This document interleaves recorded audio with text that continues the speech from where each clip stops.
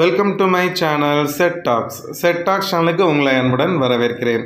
இன்னைய வீடியோவில் லாஸ்ட் வீக்கே வந்து பார்த்திங்கன்னா நான் 15 நாளைக்குரிய காய்கறிகளை வாங்கிட்டேன்.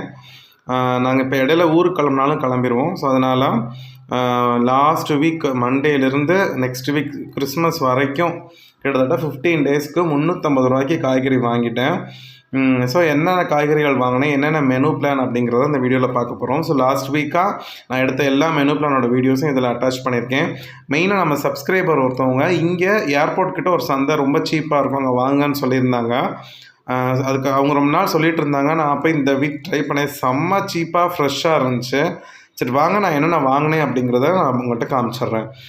ஃபஸ்ட்டு வந்து பார்த்திங்கன்னா காய்கறி ஷாப்பிங் வந்து நான் எப்போதும் போல் மொதல் நாள் வந்து கொஞ்சம் கொஞ்சமாக வாங்கினேன். வீட்டு பக்கத்துலேயே ஒரு வண்டி கடையில். அதில் என்னென்ன வாங்கியிருந்தேன் அப்படின்னு பார்த்திங்கன்னா எப்போதும் போல் கொஞ்சம் பச்சை மிளகா வாங்கியிருந்தேன். அதுக்கப்புறம் காய்கறியில் வந்து பார்த்திங்கன்னா கொஞ்சம் கேரட், பீன்ஸு, பீட்ரூட் 1/2 கிலோ வாங்கியிருந்தேன், ஒரு முள்ளங்கி. ஸோ இது மட்டும்தான் வந்து வாங்கியிருந்தேன் லாஸ்ட்டு சண்டே. இதை வச்சு நம்ம ஏதாவது மேனேஜ் பண்ணலாம் அப்படின்னு சொல்லிட்டு இது மட்டும் வாங்கினேன். அதுக்கப்புறம் சரி மண்டே வந்து ரொம்ப பிஸியாக இருக்கும் எப்போதும், அதனால சரி கொஞ்சம் வாழைக்காய் வாங்கிடலாம் அப்படின்னு சொல்லிட்டு பார்த்தா அந்த கடையில் வாழைக்காய் வந்து இல்லை. அப்புறம் பக்கத்துலேயே வந்து பார்த்திங்கன்னா இன்னொரு கடையில் வந்து வாழைக்காய் இருந்துச்சு. ஸோ அது ஒரு 4 வாழைக்காய் வந்து வாங்கினேன். இது 4 வாழைக்காய் வந்து பார்த்திங்கன்னா 10 ரூபா. ஸோ இது எல்லாமே சேர்த்து வந்து பார்த்திங்கன்னா எனக்கு அன்னைக்கு மட்டும் ஒரு 100 ரூபா ஆச்சு இந்த காய்கறிகள் மட்டுமே. அப்புறம் வந்து பார்த்திங்கன்னா புதன்கிழமை சந்தையில் தான் இந்த காயெல்லாம் வாங்கினேன். பாருங்கள், வெங்காயம் செம்ம ஃப்ரெஷ்ஷாக இருந்துச்சு. இந்த வெங்காயம் வெறும் 50 ரூபா தான்.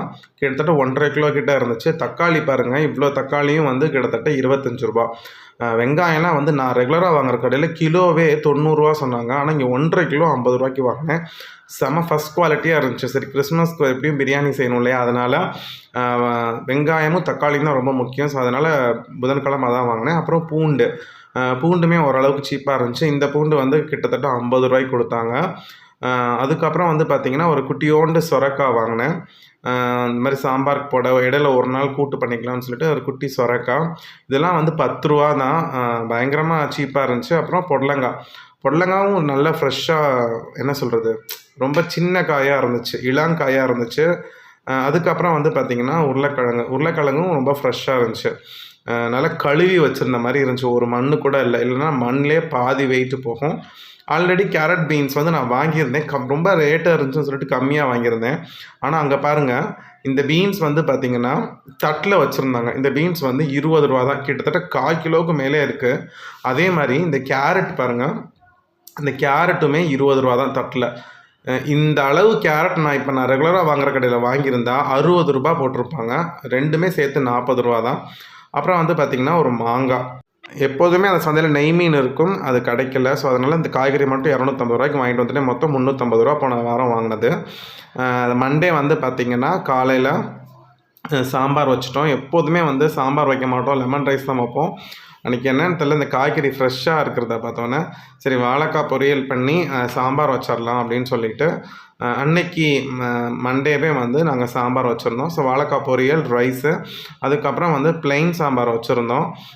அதுக்கப்புறம் இந்த கூட்டு பண்ணணும் அப்படின்னு சொல்லிட்டு வச்சுருந்தோம் தனியாக அந்த சொரக்காவை. பட் ஆனால் வந்து அது சாம்பார்லேயே சொரக்காய் கொஞ்சம் போட்டு சமைச்சிக்கிட்டோம். தேவைப்பட்ட இடையில வாங்கிக்கலாம்னு சொல்லிட்டு சொரக்காய் சாம்பார், ப்ளெயின் சாம்பாருக்கு பதிலாக சொரக்காய் சாம்பார் வாங்கினோம்.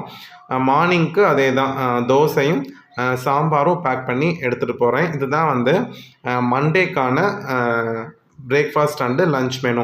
ஈவினிங் வந்து பார்த்திங்கன்னா சாம்பார் இருந்துச்சு. ஸோ அதனால் நாங்கள் சூடு பண்ணி அதை வேஸ்ட் பண்ண வேணாம்னு சொல்லிவிட்டு நைட்டு வந்து ரவை உப்புமாவுக்கு இதை சாப்பிட்டுக்கிட்டோம்.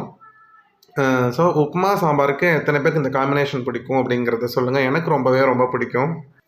அப்புறம் அடுத்த நாள் செவ்வாய்க்கிழமை வந்து பார்த்திங்கன்னா தோசையும் பருப்பு சட்னியும் தான். அந்த கடலைப்பருப்பு உளுந்து போட்டு அரைக்கக்கூடிய சட்னி. இன்றைக்கி எங்களுக்கு பிளானே மாறிடுச்சு. ஆக்சுவலாக இன்றைக்கி லெமன் ரைஸ் செய்கிறதா பிளானில் இருந்தோம். ஆனால் திங்கக்கிழமை நான் காலேஜ் போயிருந்தப்போ எனக்கு வந்து எங்கள் கூட வேலை பார்த்த ஒருத்தவங்க ஒரு காலிஃப்ளவர், எல்லாருக்கும் ஒரு காலிஃப்ளவர் கொடுத்தாங்க. ஸோ வீட்டில் வந்து அன்றைக்கி பிளானே மாற்றி பட்டாணி, கேரட், பீன்ஸ் கொஞ்சம் நிறையாவே இருந்துச்சு இல்லையா, அதை வச்சு ஒரு வெஜிடபிள் ரைஸ் மாதிரி செஞ்சுட்டு இந்த காலிஃப்ளவரை வந்து 65 மாதிரி பண்ணி எடுத்துகிட்டு போயிட்டேன். நிறைய டைம் நம்ம எப்போ காய்கறி அதிகமாக இருக்கோ அப்போ பார்த்திங்கன்னா ஏதாவது காய்கறி கிஃப்டாக வரும். என் கூட வேலை பார்க்குறவங்க வந்து நிறைய பேர் வந்து அந்த காய்கறி அதிகமாக வாங்கினா எங்களோட வந்து ஷேர் பண்ணிப்பாங்க. காலிஃப்ளவர் சீப்பாக கிடச்சிச்சின்னு சொல்லிட்டு வாங்கியிருந்தாங்க. ஸோ எல்லா ஆளுக்கு ஒரு பூ வாங்கிட்டு வந்தோம். ஸோ அதை அடுத்த நாளே செஞ்சிடணுன்ட்டு செவ்வாய்க்கிழமை இந்த மாதிரி பிளான் பண்ணியாச்சு. அன்றைக்கி செவ்வாய்க்கிழமை நைட்டுக்கு வந்து பார்த்திங்கன்னா இட்லியும் தக்காளி சட்னியும், தண்ணியாக இருக்கக்கூடிய தக்காளி சட்னி. இதை அடிக்கடி எங்களோட மெனு பிளானில் நீங்கள் பார்க்கலாம். ஏன் இதை அடிக்கடி செய்கிறோன்னா, பசங்க இதை செஞ்சுட்டா பேசாமல் சாப்பிட்றாங்க, இல்லைனா இட்லியே சாப்பிட மாட்டேங்கிறாங்க. அடுத்த நாள் காலைக்கும் சேர்த்தே நான் செஞ்சு எடுத்து வச்சாச்சு. அடுத்த நாள் மார்னிங் வந்து பார்த்திங்கன்னா அதே தக்காளி சட்னி தான். ஏன்னா நைட்டு செய்கிறதுனால கொஞ்சம் எக்ஸ்ட்ரா செஞ்சு தனியாக எடுத்து வச்சுருவோம் ஃப்ரிட்ஜில். ஏன்னா காலையில் நான் 6:15க்கு நான் வீட்டை விட்டு கிளம்புனதுனால ஏதாவது ஒரு சட்னி அடுத்த நாள் வச்சு சாப்பிட்ற மாதிரி இருந்துச்சுன்னா அதை எக்ஸ்ட்ரா தான் செய்வோம். அடுத்த நாள் மார்னிங் தோசையும் அந்த தக்காளி சட்னியும் தான். தக்காளி சட்னி இந்த ஒரு சின்ன ஒரு தனி பாத்திரத்தில் எடுத்துட்டேன். ஸோ இதை மூடி போட்டு எடுத்துகிட்டு போயிடுவேன். மோஸ்ட்லி இதில் தான் நான் வந்து குழம்பு கொண்டு போவேன். அன்றைக்கி வந்து பார்த்திங்கன்னா தக்காளி சட்னி எடுத்துக்கிட்டேன். மதியம் வந்து பார்த்திங்கன்னா அன்றைக்கி பூண்டு குழம்பு தான் எங்கள் வீட்டில். பூண்டு குழம்பு வச்சதுனால அது கொஞ்சம் ரொம்ப கெட்டியாக தான் இருக்கும். ஸோ அதனால் நான் டிஃபன் அடுக்கிலே வச்சுக்கிட்டேன். ஸோ ரைஸு, பூண்டு குழம்பு, உருளைக்கிழங்கு வேக வச்சு செய்யக்கூடிய அந்த உருளைக்கிழங்கு மசால் மாதிரி செஞ்சு கொடுத்துருந்தாங்க. ஸோ இதுதான் வந்து புதன்கிழமைக்கான லன்ச் மெனு. அன்றைக்கி நைட்டு வந்து பார்த்திங்கன்னா தோசையும் வெங்காய சட்னியும் தான் வந்து அரைச்சிருந்தாங்க. ஸோ 3 நாள் மெனு வந்து முடிஞ்சிருச்சு.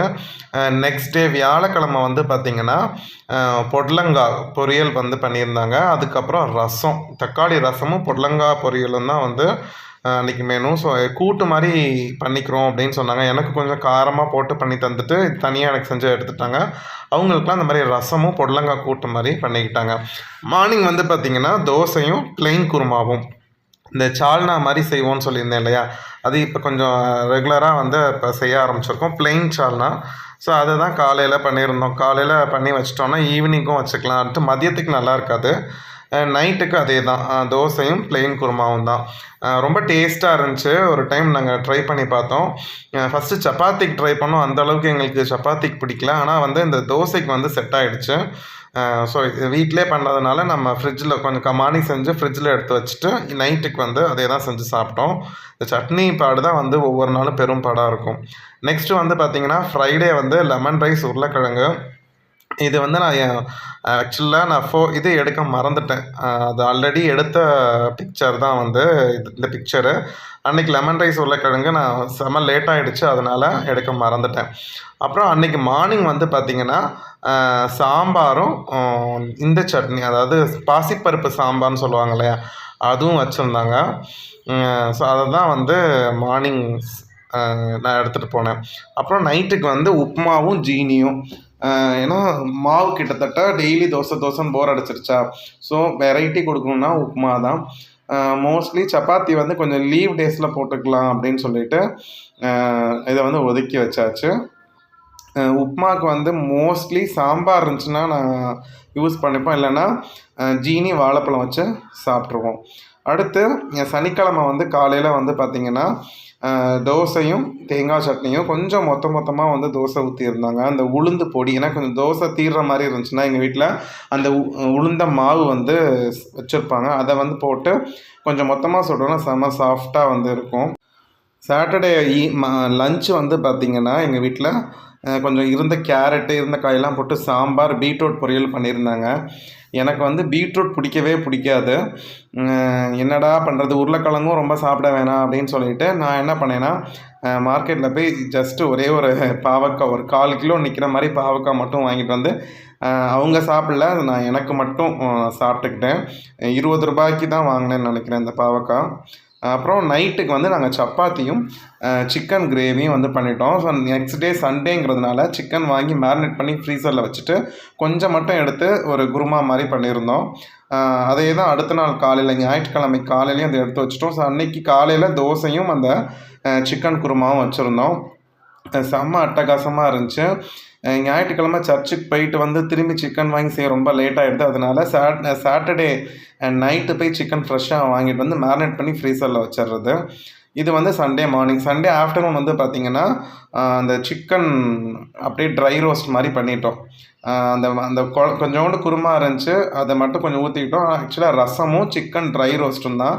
அந்த மேரினேட் பண்ணி வச்ச சிக்கனை அப்படியே ட்ரை ரோஸ்ட் பண்ணி சாப்பிட்டாச்சு. சண்டே நைட்டு யாருமே சாப்பிடல, ஏன்னா வயிறு ஃபுல்லாக இருந்ததுனால படுத்து தூங்கியாச்சு. ஸோ இதுதான் லாஸ்ட் வீக்கான மெனு பிளான். இன்னும் கொஞ்சம் காய்கறி இருக்குது, போன வாரம் வாங்கினதே. அதை வச்சு தான் கிறிஸ்மஸ் வரைக்கும் நாங்கள் ஓட்டி முடிச்சுட்டு அப்புறம் நாங்கள் ஊருக்கு கிளம்பிடுவோம். ஃப்ரெண்ட்ஸ், இதோட இந்த வீடியோவை முடிச்சுக்கிறேன். அடுத்த வீடியோவில் உங்களை எல்லாரையும் பார்க்குறேன். Bye friends.